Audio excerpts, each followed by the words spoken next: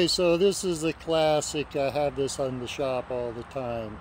Come in. This is just a Craftsman regular mower, and it's locked up. Try and pull it. Can't pull it. Okay, and the reason being is the lady had overfilled it with oil. Okay, that's enough oil. This whole pan, it should be like maybe a quarter of this pan. Okay, and so what happens is when you overfill the oil, it goes up into the cylinder head, and then the cylinder head's all full of oil, which is non-compressible, and it locks up the engine. So basically what you have to do is you have to drain the oil like I did.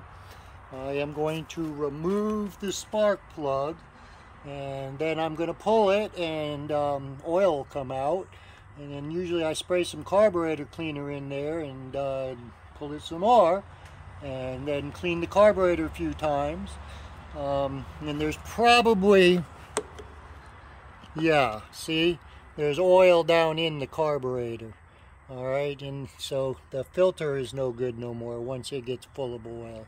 So there again, clean the carburetor with carburetor cleaner. Usually it can just clean it up with carb cleaner. You don't have to take the carb off. But the first time you start it, you probably will need to start it with carb cleaner, which actually helps to clean the spark plug and get the oil out. Now, almost invariably, it is going to smoke like a devil when it starts up, and you're going to have to run it for 5 or 10 minutes because there's oil down in the car, in the muffler too at this point.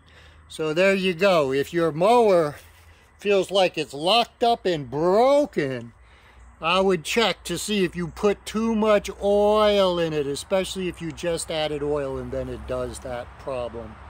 Okay?